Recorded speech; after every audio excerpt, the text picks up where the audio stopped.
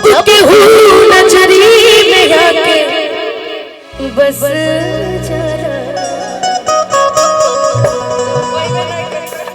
बताओ तब जिहा की प्रेम के बीमारी हो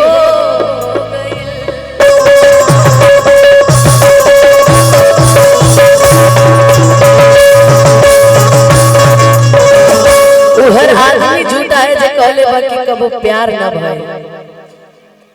हर आदमी ना अच्छा भाई लेकिन तोहार ना बता ई कब अरे हमर का होई वैसे भी जे 4 जगह रही हो हमर नहीं हो के तो ज्यादा बेटर है तू बताओ ना हां अब भइल बा मुकुलवा से ना लो मुकुल लइका ठीक है क्या मुकुल खा लो आराम से जिनकी तमन्ना हो हमसे दूर जाने की उन्हें पाने की ख्वाहिश हम भी नहीं करते। क्या आप लाइन बोलती है सुनियो क्या बोली फिर से बोलती तो एक बार जिनकी तमन्ना हो हमसे दूर होने की जिनकी तमन्ना हो हमसे दूर होने की उन्हें पाने की ख्वाहिश हम भी नहीं करते। एक ताली बजाओ यार इतना अच्छा शायरी मारा है इन्होंने लेकिन जानती है टॉपिक क्या है जरा इसको पलटिएगा भैया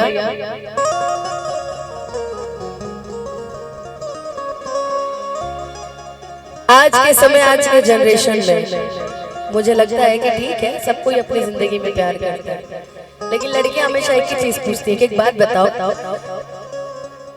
कि हर पल मेरी याद तुम्हें तड़पाएगी मैं जागूंगी नींद तुम्हें ना आएगी छोड़ के ऐसे हाल में जो तुम जाओगे सच कहती हूँ जान बहुत पछताओगे। हम कहे वाला कुछ और है लेकिन तारा के देखला के बाद कुछ और कह देंगे। लड़कियां एक ही चीज पूछती है कि अच्छा बाबू एक बात बताओ कि हमारा प्यार के बदला बोला का देने वालों हो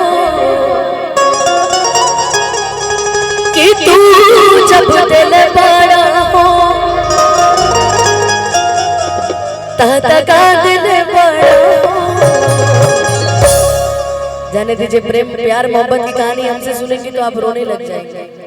आपको रुलाना नहीं चाहते हम इतनी खूबसूरत है आप वाकई कोई बात नहीं प्यार मोहब्बत के लाइन हमें दूर दूर तक ना पड़े बस यही चाहिए मूव ऑन कर लिया आपने बहुत अच्छी तरह से एक ताली बजाओ यार इन्होंने मूव ऑन कर लिया बहुत अच्छा। आइए अभी तक केहू के केहू से नाम हो जाला केहू केकरो प्यार में बदनाम हो जाला केहू के केहू से प्यार हो जाला केहू केकरो प्यार में बदनाम हो जाला। आई प्रेम के कैसन प्रीत बा ई प्रेम के कैसन प्रीत बा जे करेला उ बर्बाद हो जाला जे करेला उ बर्बाद हो जाला। कि वो किसी की चाहत में मगरूर तो है वो किसी की चाहत में मजबूर तो है कि वो किसी की चाहत में मगरूर तो है और वो किसी के इश्क में मजबूर तो है। और क्या हुआ जो आज हमसे जुदा हो गए क्या हुआ जो आज हमसे जुदा हो गए चलो वो आज भी मेरे नाम से मशहूर तो है तो इसलिए ज्यादा सोचने का नहीं। हाँ शुरू के देवदास बाबू लेकिन कहना है निशु बच्चों मैं बुलाऊंगी आपको शायरी जरूर सुनूंगी याद करके रखो बीच बीच में एक शायरी एक गाने के बाद होना चाहिए मजा आएगा कि हरी जादू हरे रवा सजन जी भिरतिया के रंग में रंगा गिल बाट मान जी के भिरतिया के रंग में रंगा गिल बाट मान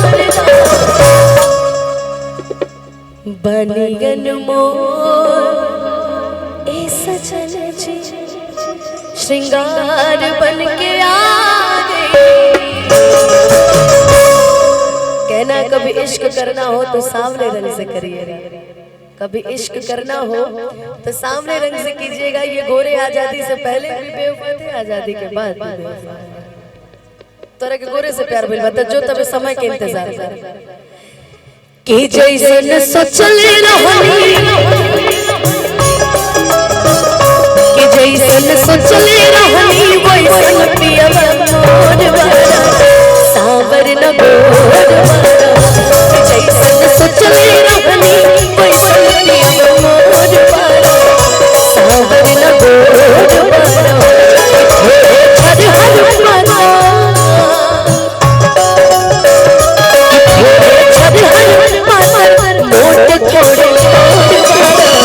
सावर न गोर बड़ा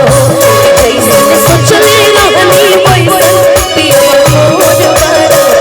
सावर न गोर बड़ा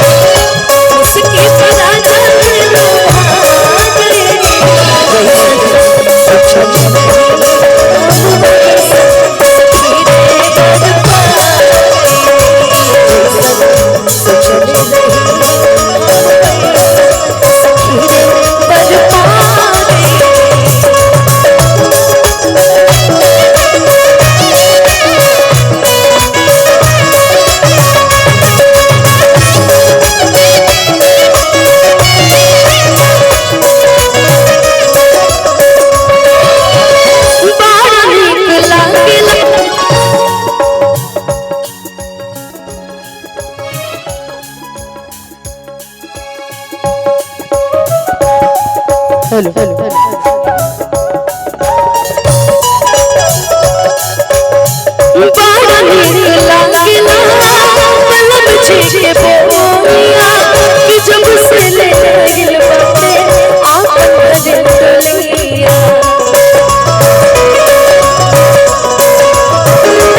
बड़ा नीक लागला कलम छीके बोलिया कि जब से ले गिल बाटे आपन भजन टोलिया बनके हमरा जिंदगी कि बनके हमरा जिंदगी में आ गिल गए चोर बारे सावर गोर बारे जैसन सोचले रहनी वैसन धनिया मोर बारे सावर गोर बारे ऐसा लग रहा है नागिन जैसा तो लिपस्टिक लगैले बड़ी बुझा रहा कि नागिन है ना फन मारे ले केहू लगत कि सांप काट ले बा आजा के उठ लाले लगवलो तनिया के पानी नामा आजा के उठ लाले लगवलो तनिया के पानी नामा जिला के चले हो जिला के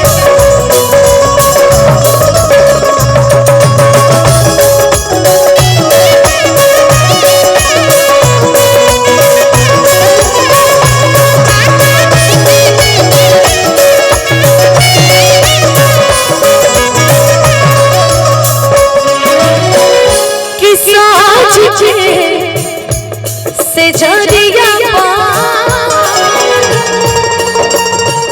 जाब गोरी बैठली रही रही देहिया आपन में बैठली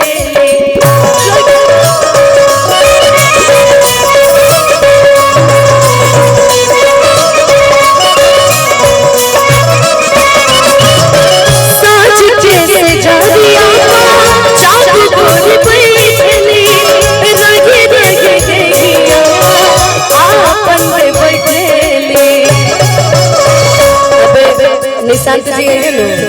तो यह स्टाइल करी उनके तनी मजा भी है हमरा के कौन मजा है कि बाटे है जुलूम जवानी कि बाटे है जुलूम जवानी चंदा के चकोर बारी सावर न गोर बारी कोई सन सोचले रहनी कोई सन धनिया मोर बारी सावर न गोर बारी हो भोरे छड़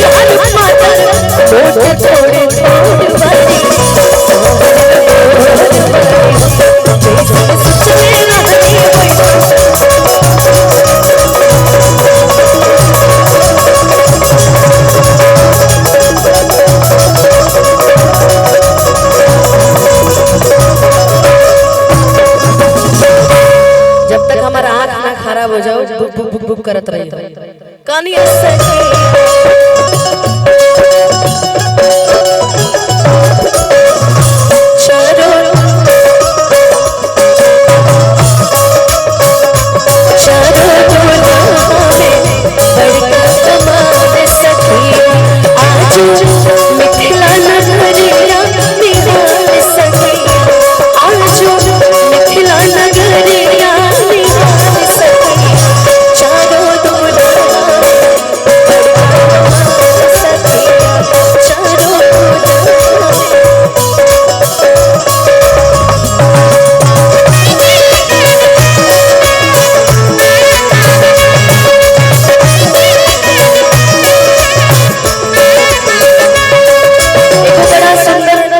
लाइन है गीत में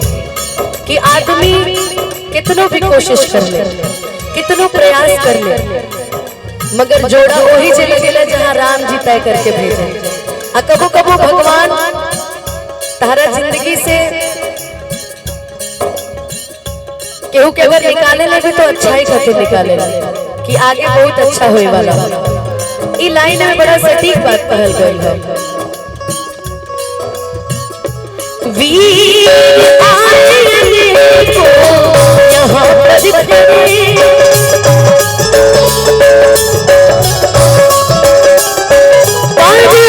धनुष तोड़े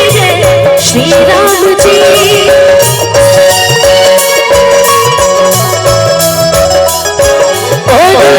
धनुष तोड़े श्री राम जी। कोई फिर भी धनुष को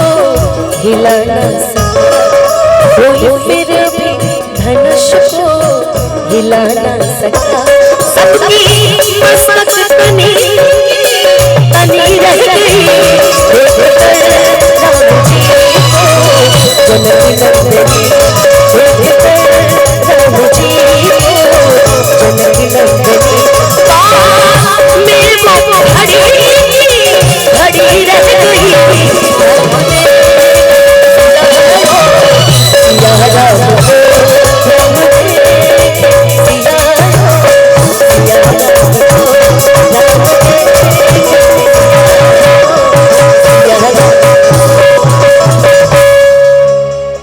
कि चारों अखियां लड़ी लड़ी रह गई कि देख कर राम जी को जनक नंदनी।